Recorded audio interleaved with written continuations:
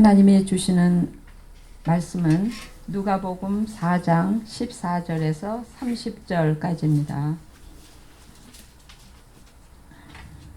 봉독하겠습니다. 예수께서 성령의 권능으로 갈릴리에 돌아가시니 그 소문이 사방에 퍼졌고 친히 그 여러 회당에서 가르치심에 무사람에게 칭송을 받으시더라.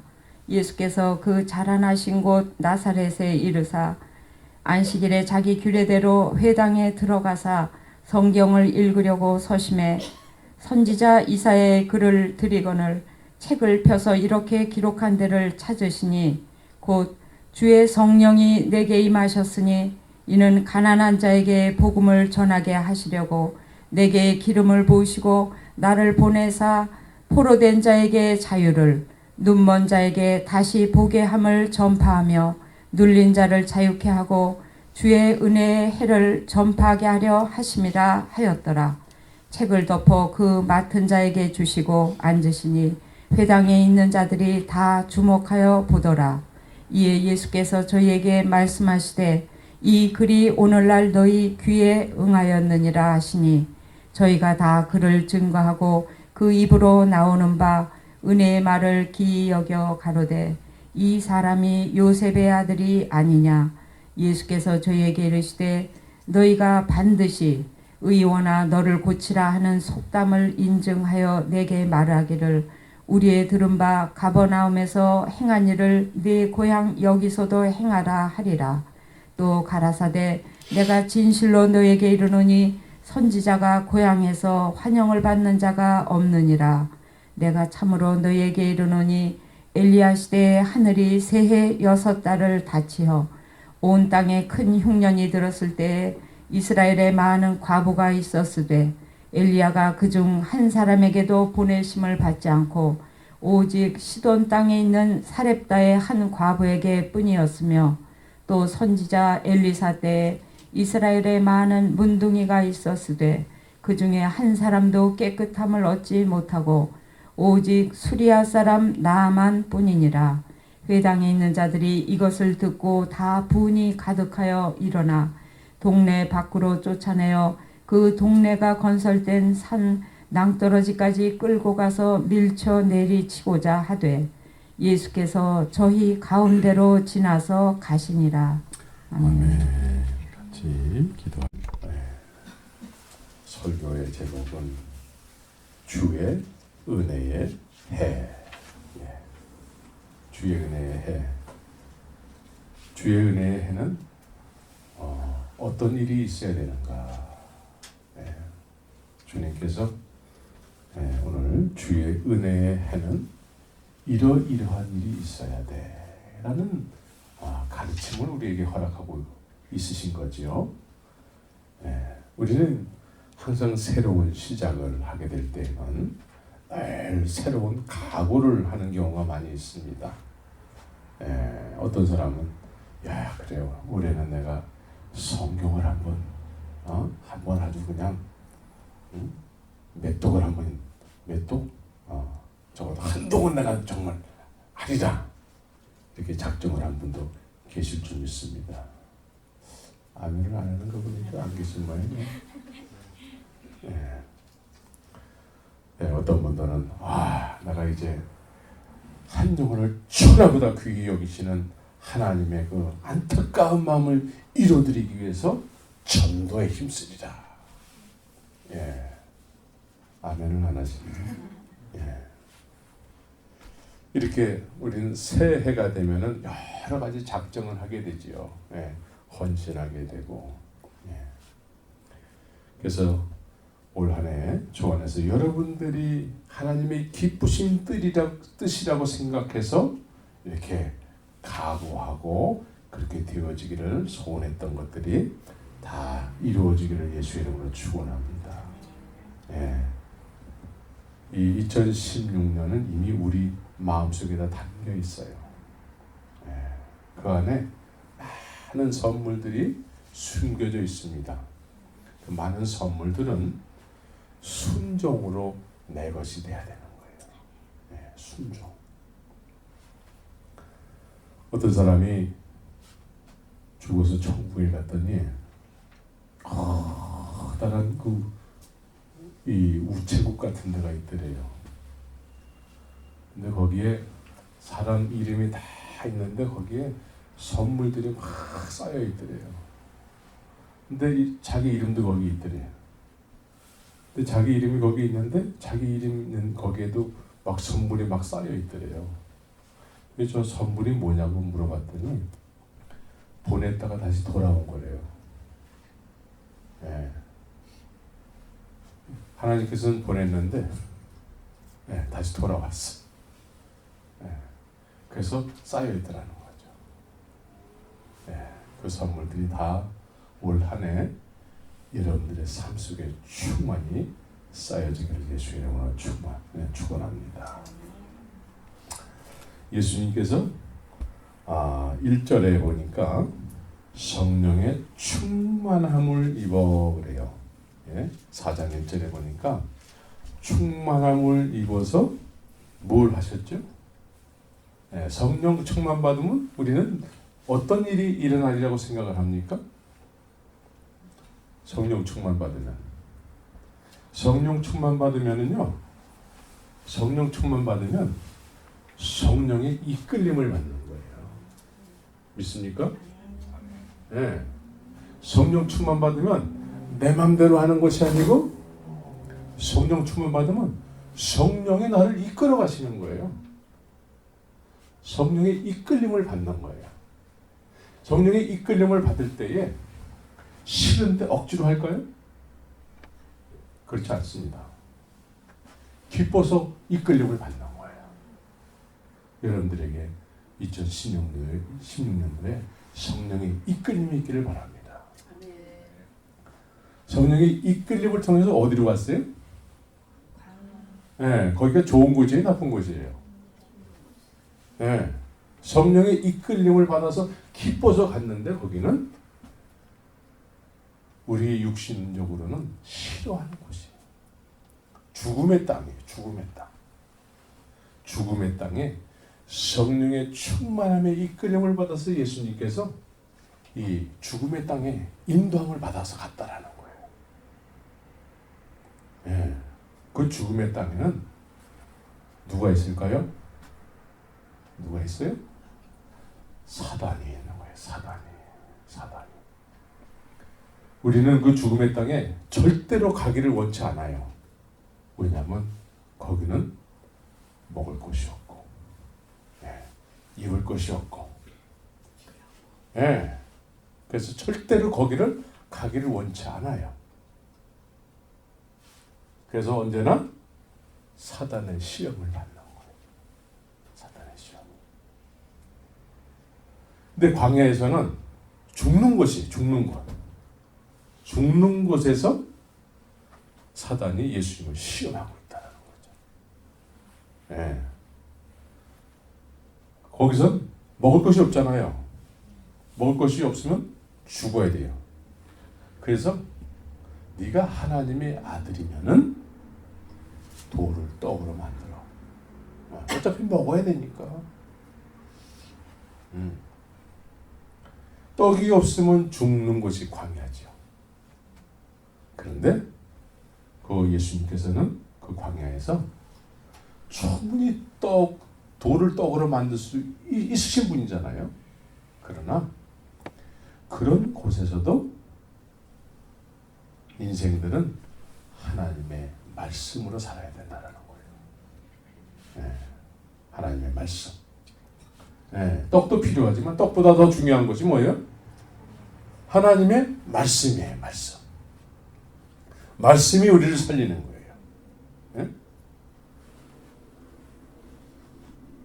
이 광야는 그런 시험을 하는 곳이죠. 그러니까 권세를 가져야 돼. 권세. 인간의 속성은 권세를, 그 권력을 잡아야지만 된다고 생각을 하잖아요.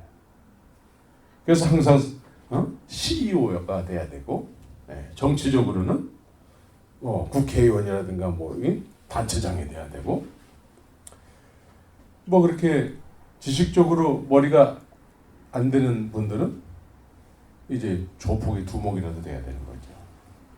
네. 그래서 이 높아지기를 원한다는 거예요. 높아지기. 네? 권력을 통해서 지배하려고 하는. 네? 네. 그 다음에 성전 꼭대기. 성전 꼭대기. 우리 하나님의 아들들은, 하나님의 자녀들은 성전 꼭대기에 올라가는 존재들이 아니에요. 그런데 자꾸 성전 꼭대기에 올라가려고 그래요. 누가 시험해요?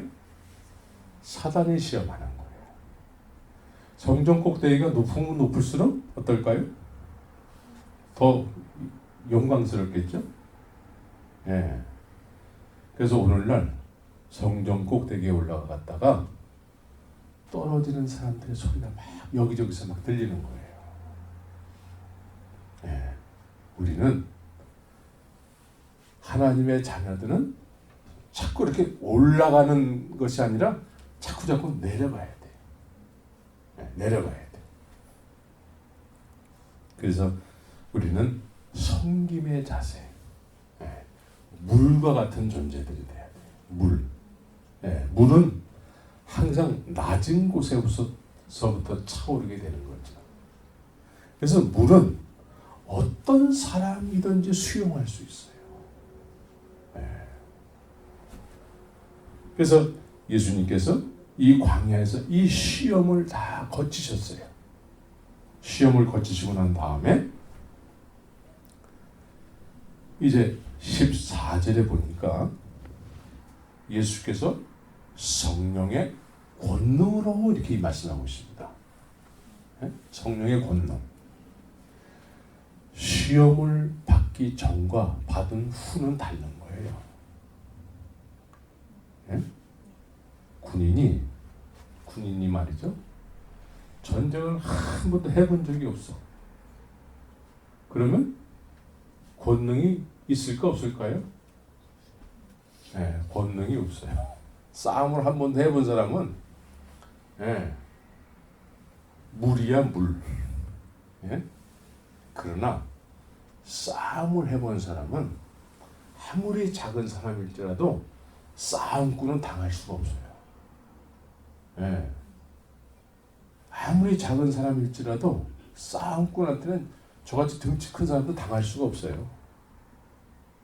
그렇죠? 네. 우리 안전도사님이 만약에 싸움꾼이었다, 제가 못 당해요. 지금 예수님께서는 사단과의 영적인 싸움에서 승리하고 권능이 생겼어요. 권능. 네.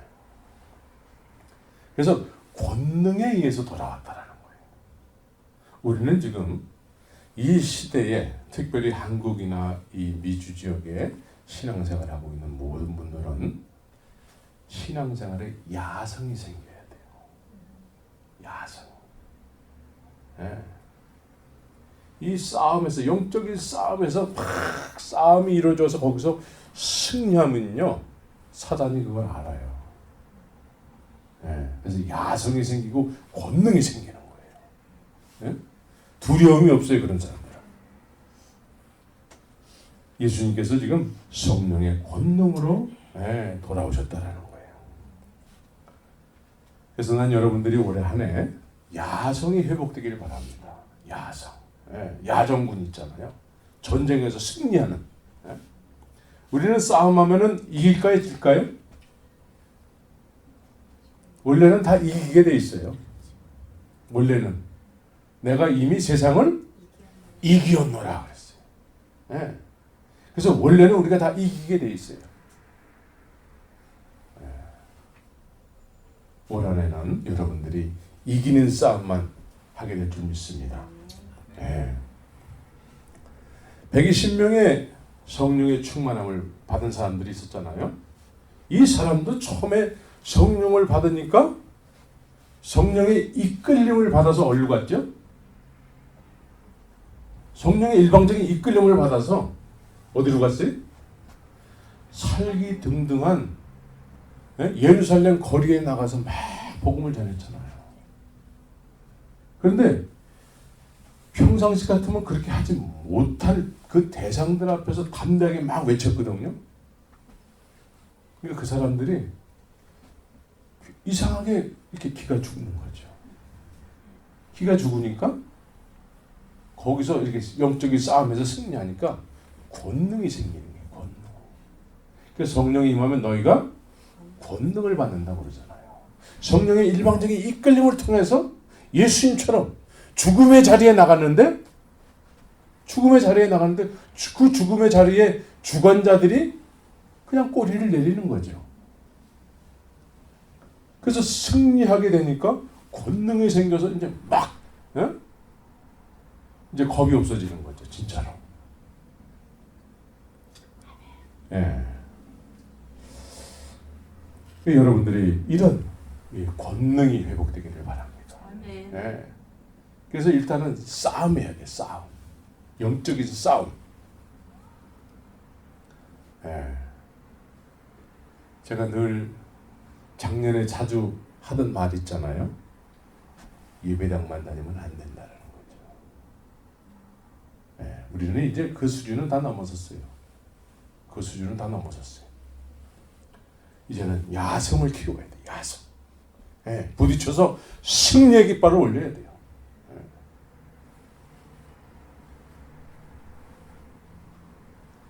그래서 예수님께서 권능으로 지금 갈릴리에 돌아가시니 그랬죠. 그래서 예수님께서 늘 이제 그 광야에서 시험을 받으시고 승리하셔서 권능으로 돌아오셔서 어디에 쓰셨을까요? 예수님의 첫 사역지는 어디였을까요? 회당이에요. 회당. 네. 여러 회당에서 가르치심에 그래요. 회당. 오늘날로 말하면 교회라는 거예요. 교회. 예. 예수님께서는 성령의 권능으로 제일 먼저 사역지로 삼은 곳이 회당. 예. 그래서 회당에서 가르치실 때에 듣는 사람들이 생겼다라는 거죠. 듣는 사람. 그러니까 일단은 들어야지만 믿음이 생기죠. 예.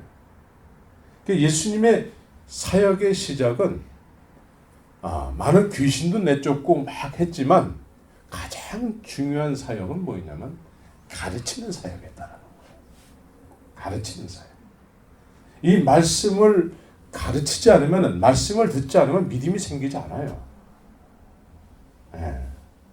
지난 사도행전 강의할 적에 안전뱅이가 일방적으로는 이 성령의 능력으로 일어선 게 아니잖아요. 사도 바울이 말씀을 전할 때 그에게 구원받을 만한 믿음이 있는 것을 보고 그랬어요. 그러니까 말씀이 선포되니까 그 말씀을 듣고 구원받을 만한 믿음이 생겼다는 거예요. 그래서 사도 바울이 그 안전뱅이를 일으켰다는 거죠. 그래서 예수님도 지금 오늘 본문에서 말씀을 가르쳤다는 거예요. 예. 여러분들 말씀을 가르칠 수 있을까요? 없을까요? 예. 저만 가르쳐야 될까요? 저는 제가 이제 선교사가 돼가지고 오늘 이 자리까지 오면서 가장 싫어하는 단어가 있어요. 그 싫어하는 단어는 뭐냐면 평신도라는 단어예요. 평신도라는 단어는 사실은 성경에 없는 단어예요. 근데 그 평신도라는 단어 안에는 무슨 뜻이 내포되어 있냐면은 나는 그냥 평범하게 아무것도 안 해도 괜찮아. 이런 뜻이 다 내포되어 있어요. 나는 그냥 예배당만 다니면 되고 저 사람만 말씀을 전하면 되고 나는 그냥 가만히 있어도 그냥 나는 그냥 가는 거야. 이런 뜻이 내포되어 있습니다. 근데 성경은 뭐라고 말씀하시냐면 하나님을 아버지라고 부르는 모든 사람들은 자녀요, 후사요, 제자라고 얘기하고 있습니다. 네? 모든 사람들이 다 제자인데 제자들의 공동체가 있지 않습니까? 예? 제자들의 공동체 안에서 질서를 유지하기 위해서 직분이 있는 거예요. 이해가 되세요? 네. 우리 모두는 누구나 다 제자가 돼야 돼요. 예수님께서. 예수님께서 그렇게 말씀하셨어요. 가서 모든 족속으로 제자를 삼으라는 거예요. 제자. 네. 그래서 사도 바울도 다니면서 제자를 자꾸 만들었어요. 제자라는 의미는 예수님의 제자는 예수님처럼 되는 게 예수님의 제자예요. 그렇죠? 예수님처럼 되려면 어떻게 해야 돼요? 예수님이 그 사람 안에 들어가야 돼요. 그렇죠? 그래서 내가 가는 것이 유익이야. 왜? 보혜사가 네 안에 들어가기 때문에 그래. 그래서 예수님이 우리 안에 있으면 제자가 되는 거예요. 그래서 나보다 더 큰 일도 하리라. 이게 예수님의 제자들이에요. 그래서 우리 모두는 다 예수님의 제자가 돼야 돼요. 예수님의 제자가 되려면 어떻게 돼요? 보혜사 성령이 임하면 되는 거예요. 네. 성령이 우리로 하여금 예수님의 제자로 살게 하시죠. 이끌림을 받는 거예요. 그래서 예수님께서는 이 회당에 오셔서 사역을 시작을 하셨죠. 이때 성도들이 모여들었어요. 안식일 날에. 안식일 날에 오늘날로 말하면 주일이지 않습니까? 이 주일날 여러분들처럼 이렇게 예배당에 모인 것처럼 회당에 안식일에 많은 사람들이 모여들었어요. 그런데 예수님 보시기에는 뭐라고 마태복음에서 뭐라고 말씀하시냐면은 무리를 보시고 민망히 여기시니 그래요. 네. 저희가 목자 없는 양과 같다 그래요. 네, 예수님께서. 그런데 이때에도 말씀을 맡은 사람들이 있었어요. 제사장이 있었고 서기관이 있었고 율법사들이 있었고 말씀을 맡은 사람들이 있었어요. 오늘날로 말하자면 목사죠. 목사가 있었고 말씀이 있었고 회당이 있었어요. 그런데 예수님 보시기에는 저들이 목자 없는 양과 같다 라고 말씀하시면서 첫 번째 사역을 시작한 곳이 회당이란 말이에요. 회당. 교회란 말이에요. 교회. 네, 말씀도 있고 목사도 있고 예배당도 있는데 그 안에 예수님 보실 때는 복음이 없다라는 거예요. 복음이 없다 보니까 이제 예수님께서 그 회당에 오셔가지고 16절에 보니까 우리 16절을 다 같이 한번 읽겠습니다. 시작. 예수께서 그 자라나신 곳 나사렛에 이르사 안식일에 자기 예배로 회당에 들어가사 성경을 누르고 서시매. 여기서 보니까 자기 안식일에 자기 규례대로 회당에 들어가서 성경을 읽으려고 섰다라고. 그러니까 자기 규례. 예수님께서는 성전 안에서 자기의 어떤 행하는 어떤 그런 규례가 있었다라는 거죠. 예. 그래서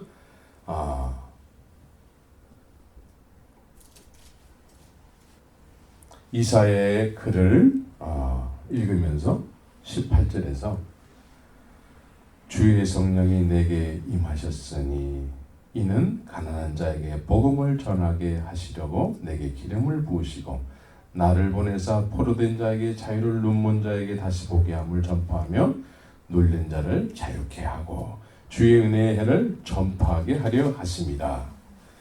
자, 18절에서는 주의 성령이 내게 임하셨으니 그래요. 주의 성령이 임하심으로 인해서 주의 성령이 임하시면 이러이러한 일을 해야 된다는 거예요. 네. 주의 성령이 이제 광야에 이끄셔서 시험을 받게도 하셨지만 지금 회당 안에서 성령의 인도함을 받아서 회당 안에서 말씀을 선포한 내용이 가난한 자에게 복음을 전하게 하시려고 라는 말을 하고 있다는 거예요. 네. 그럼 가난한 자가 도대체 누구예요? 네. 예배당 안에 아직도 복음이 복음되지 못하고 있다는 거예요. 가난한 자들이 굉장히 많이 있다는 거예요. 그래서 목사도 있고 말씀도 있는데 예수님 볼 때는 아직도 목자 없는 양과 같은 그런 신앙생활을 하고 있는 경우가 많이 있다는 거예요. 그래서 성령의 임함으로 인해서 예배당 안에 이 복음이 전해져야 된다는 거예요. 예배당 안에.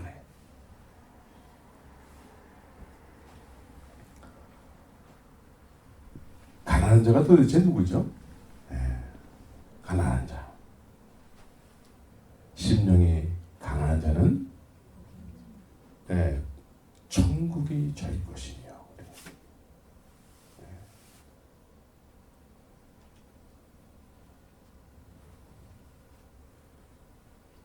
그래서 가난한 자에게 복음이 전해져야 되는데 이때에 지금 예수님께서 이 말씀을 이렇게 하시는데 듣는 사람들은 이 말씀을 처음 듣는 것처럼 반응을 해요.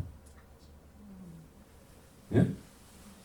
목사가 있는데 서기관이 있는데 말씀을 맡은 자가 있는데 이 말씀을 사람들이 처음 듣는 것처럼 반응을 하고 있어요. 그러니까 지금 이때 회당의 주인 행세하는 사람들, 말씀을 맡은 사람들은 사실은 목자여야 되는데 목자가 아니라는 거죠. 이때의 이 목자는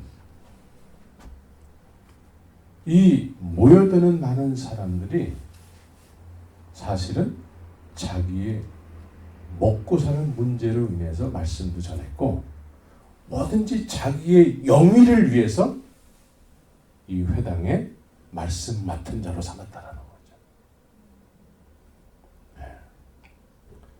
제가 또 담대하게 이렇게 얘기할 수 있는 성질의 것은 아니에요, 사실. 저도 그럴 수 있으니까.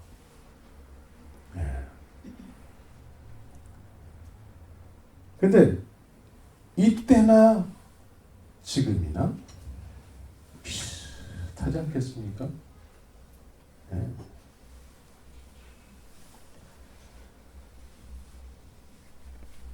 말씀을 맡은 자는 하나님을 섬기는 분명한 어떤 길을 가르쳐 줘야 될 텐데 그래야지 목자로서 양들을 푸른 초장 맑은 물가로 인도하는 거 아니겠습니까?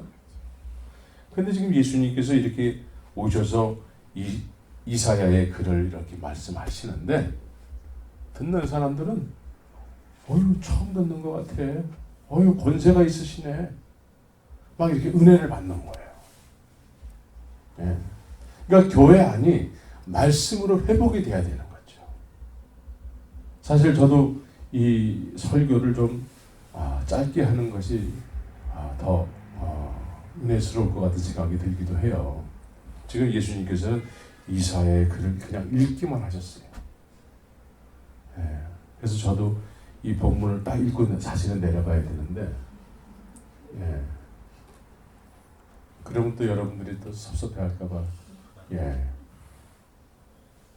그러니까 지금 사도 바울도 그랬고 이 과거의 믿음의 선진들은 그냥 말씀 그대로를 그냥 읽었어요.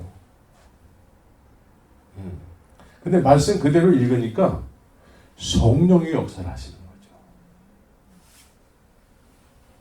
그래서 이런 부분이 우리가 지금 회복되어져야 될 부분이죠. 예. 사실은 저도 말을 너무 많이 하는 거예요. 용서해 주세요. 예.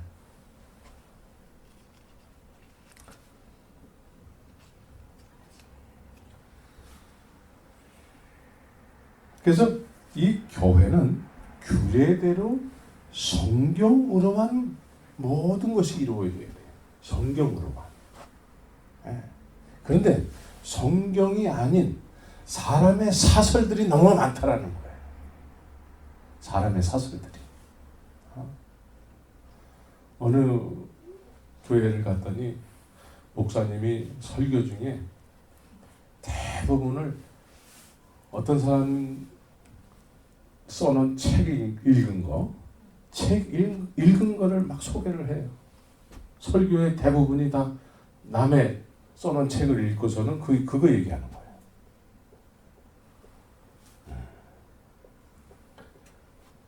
이 주님의 기도하는 집은 하나님의 말씀 이외에 다른 것이 이야기되어져서는 안 되는 거예요. 네. 다른 이야기를 하면은 더 듣기 좋은 얘기를 하잖아요. 그러면 그 사람 먹고 사는 일 때문에 하는 것일 수도 있어요. 한 사람 교인을 얼마로 이렇게 계산을 해요. 한 사람 교인. 그래서 한국에서는 교회를 사고 팔 때에 교인 한 사람당 얼마씩 계산을 해요. 그렇게 하는 데도 있다고 그래요. 그러니까 예수님 보실 때는 말씀이 없는 상태에서 지금 회당 안에서 하나님을 섬긴다고 하니까 얼마나 한심한 얘기겠습니까? 유리하고 방황하는 것처럼 목자 없는 양들이라는 거예요. 그래서 우리 2016년도는 교회 갱신, 우리만이라도 하나님의 말씀으로 풍성한 우리 공동체가 되기를 간절히 소원합니다. 말씀을 떠나서는 우리가 성장할 수가 없어요. 말씀을 떠나서는 성령님이 역사하실 수가 없어요. 말씀에 가하지도 말고 덜하지도 말고 오직 말씀으로만 이렇게 올 한 해는 말씀 중심의 신앙생활을 하기를 간절히 소원합니다. 그래서 이 말씀의 능력을 통해서 야성이 회복되고, 그래서 이 전천후 신앙, 전천후 신앙 아세요? 전천후. 비가 오나 눈이 오나 바람이 부나 어디서든지 주의 말씀으로 반응하는 삶. 이것이 전천후 신앙이에요. 그래서 주님이 나에게 이런 광야도 허락하셨구나. 그걸 피해가는 게 아니죠. 성령의 이끌림은 피해가는 게 아니에요. 정면 돌파하는 거예요. 죽어도 사는 거예요. 믿습니까? 올 한 해 여러분들이 이런 야성을 회복하시기를 바랍니다.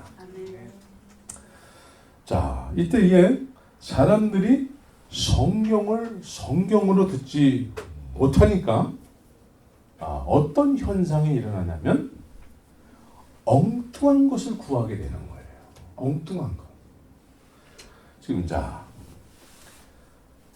24절서부터 보면은 또 가라사대 내가 진실로 너에게 이르니 선지자가 고향에서 환영을 받는 자가 없느니라. 내가 참으로 너에게 이르노니 엘리야 시대에 하늘이 새해 6달을 닫히어 온 땅에 큰 흉년이 들었을 때에 이스라엘에 많은 과부가 있었을 때 엘리야가 그중 한 사람에게도 보내심을 받지 않고 오직 시돈 땅에 있는 사렙다의 한 과부에게 뿐이었으며 그래요.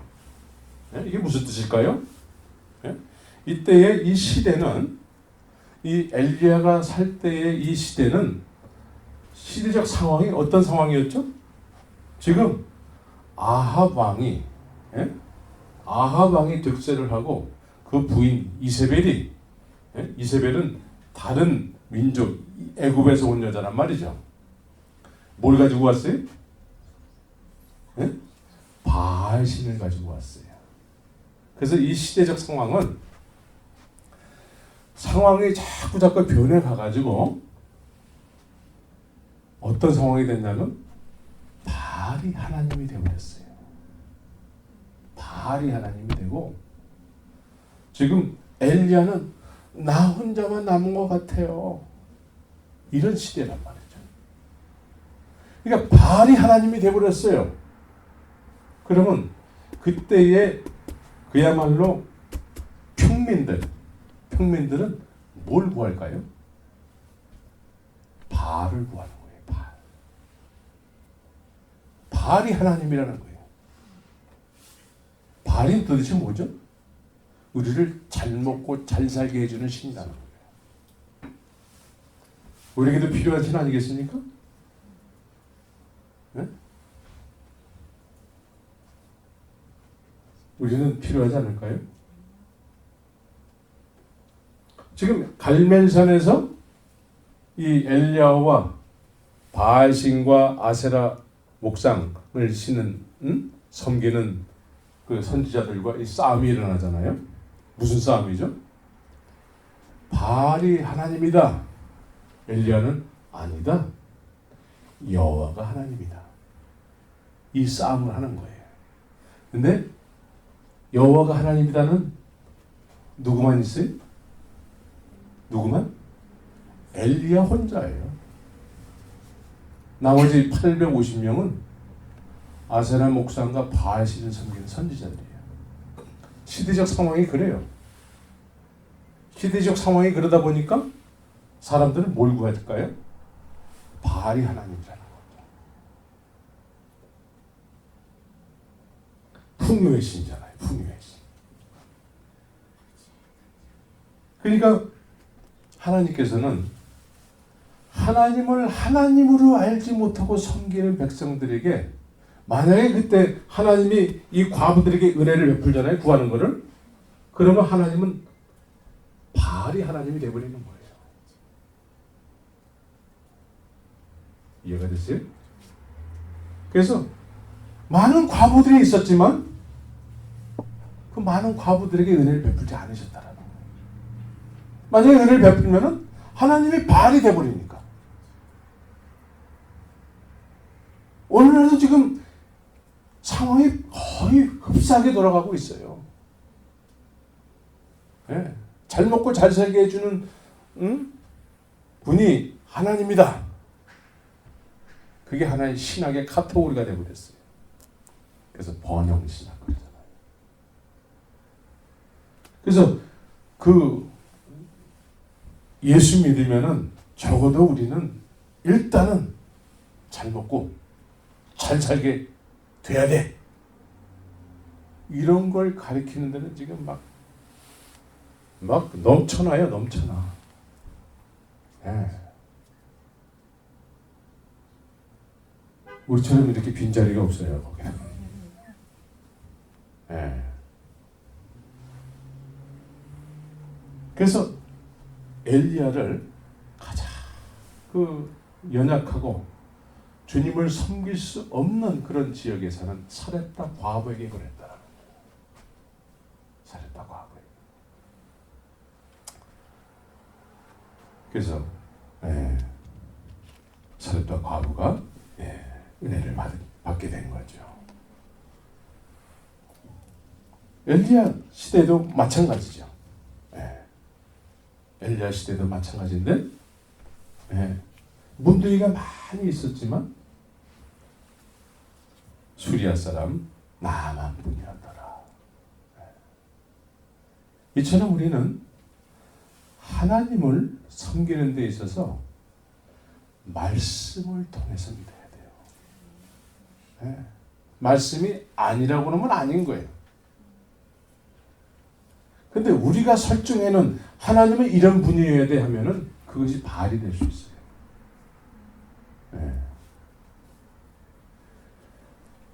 지난 화요일 날 우리 사도행전 묵상하면서 날 때부터 안진뱅이를 일으켰잖아요.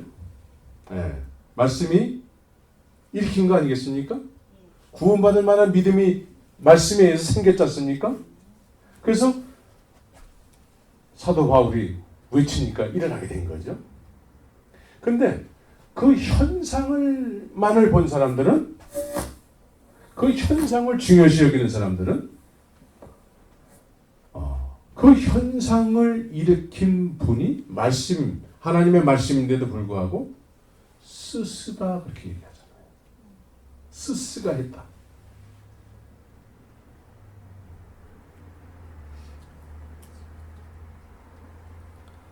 그래서 오늘날 예수님을 스스로 믿게 하는 사람들이 있어요. 예수님을 스스로 믿게 하는 사람.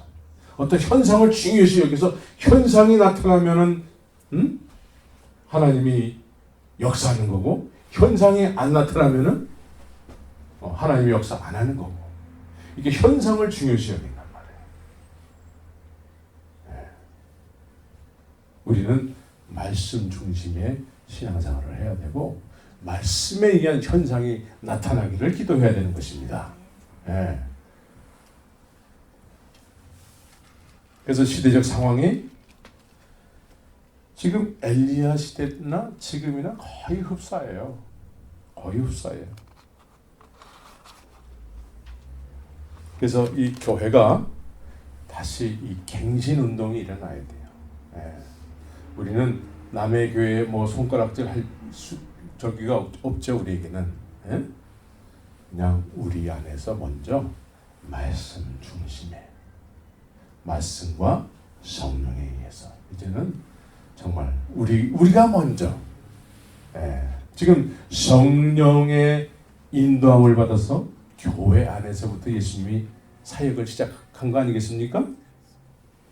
우리가 먼저, 예수님께서 우리에게 먼저 이 말씀을 허락하셨을 때는 우리가 먼저 이렇게 돼야 된다는 거죠.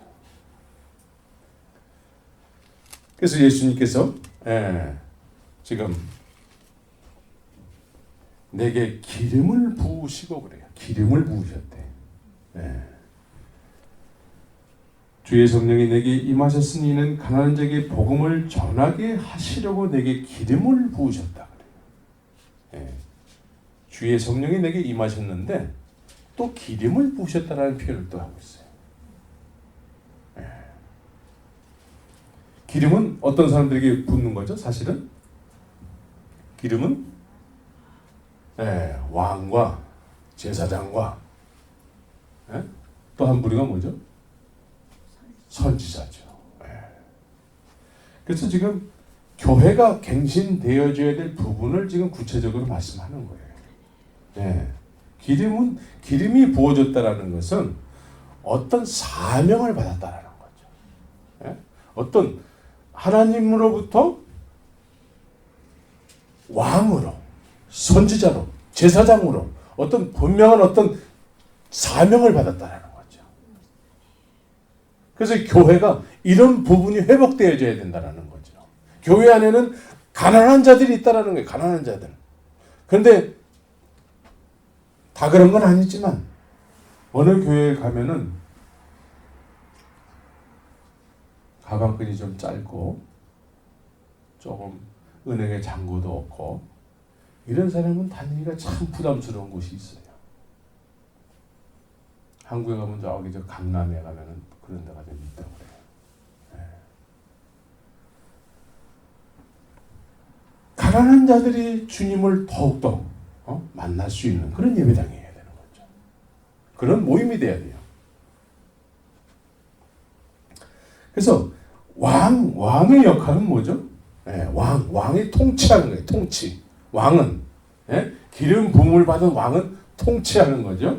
그래서 포로된 자에게 자유함을 주는 왕이라는 거예요. 포로된 자에게 자유함.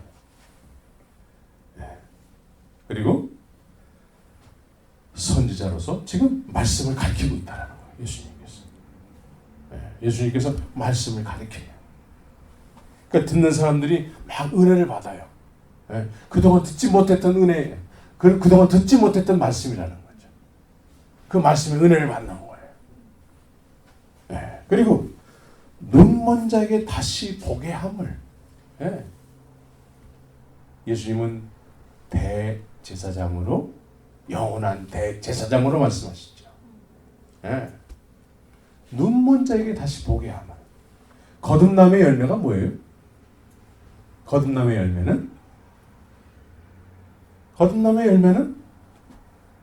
천국을 보게 되는 거죠. 천국을 보게 되는 거예요. 그래서 천국을 보게 된 자는 천국을 소유한 자요. 천국을 소유한 자는 그것이 삶의 목적이 되는 거예요. 예. 그래서 영적인 보게 된 하나님의 나라, 그것이 목적인 삶이 되어버리는 거죠. 예. 그 교회가 이런 공동체로 회복이 되어져야 된다는 거죠. 이 공동체는 천국이 보여지는, 모두가 다 천국을 소유할 수 있는, 성령의 역사를 하셔서 그것이 삶의 목적이 되는 그런 공동체가 되어야 된다는 거죠. 2016년도가 우리에게 그런 일이 있어야 되는 거예요. 교회가 회복된다는 것은 사람이 많아지는 걸 얘기하지 않습니다.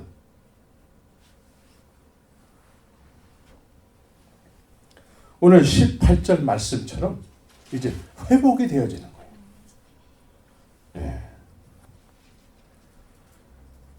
포로된 자에게 자유를. 네. 우리 안남한 전사님이 지난 막년회 때 우리 강희옥 집사님을 소개하면서 아주 재미난 얘기를 했어요. 네. 이렇게 주위에 이렇게 정신적으로 힘들어하는 사람이 많은 가운데 우리 강 집사님이 이제 이렇게 그런 사람을 위해서 이렇게 존재하는 것처럼 얘기를 했죠. 지금 LA에는 좀 사실은 신앙생활을 한다고 하는데도 불구하고 이 멘탈 프로그램이 있는 사람이 얼마나 많은지 몰라요. 예. 완전히 포로된 상태에서 신앙생활 한다고 하는 사람이 많은 거예요. 뭐 성경을 쓰기도 하고, 뭐 성경을 몇 번씩 쓴 사람도 지금 멘탈 프로그램에 걸려가지고 저희 예배당 안에는 포로된 자가 많다는 거예요. 근데 주의 성령이 내게 임하셔서 이런 것들을 회복시키길 원한다는 거예요.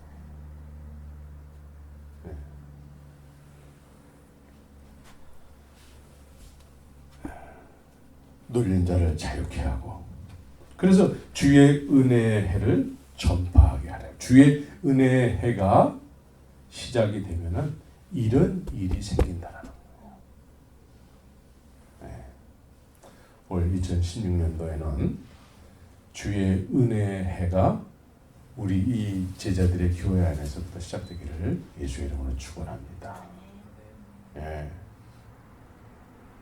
작은 이곳에서부터 우리 안에서부터 시작이 됨으로 인해서 많은 상한 영혼들이 치료함을 받으러 오기도 하고, 그런 중심에 우리 제자들의 교회가 있기를 예수 이름으로 축원합니다. 그래서 마지막으로 예수님께서는 29절 28절서부터 30절까지 한번 같이 읽겠습니다. 시작. 회당에 있는 자들이 이것을 듣고 다 분이 가득하여 동네 밖으로 쫓아내어 그 동네가 건설되면서 땅떨어지까지 끌고 가서 밀쳐내리치고자 하되 예수께서 저희 가운데를 지나서 가시니라. 예수님은 주의 성령이 임함으로 해서 기름 부음을 받았다고 했지 않습니까? 기름 부음은 사명이에요. 사명. 십자가로 가기까지의 사명이란 말이죠. 그래서 그 사명이 있는 동안에는 죽고 싶어도 죽지 못해요. 죽고 싶어도 죽지 못해요. 사도 바울이 돌에 맞아 사실은 죽었어요. 죽었는데도 죽고 싶어도 죽지 못해요. 왜? 기름 부음을 받았기 때문에. 사명이 있기 때문에. 하나님의 때에 죽어야 돼요. 예수님은 항상 내 때를 굉장히 강조했잖아요. 나의 때. 하나님의 때라는 거죠. 여러분들 모두는 하나님의 때에 죽어야 됩니다. 기름 부음을 받은 사람들은 하나님의 때에 죽어야 돼요. 그래서 죽이려고 하는 자들이 죽이려고 하지만 그렇게 못해요. 그렇게 못합니다. 성령의 기름 부으심을 통해서 하나님의 때에 영광스러운 죽음을 맞이할 수 있도록 그렇게 충성된 종으로 사시기를 예수 이름으로 축원합니다. 아멘. 병들어서 그냥 병원에서 그냥 산소호흡기 꽂고 있다가 그렇게 말고 정말 복음 전하다가 하나님이 부르실 때에 이렇게 담대하게 주 앞에 나갈 수 있는 그런 죽음을 맞이하시기를 소원합니다. 같이 기도합시다.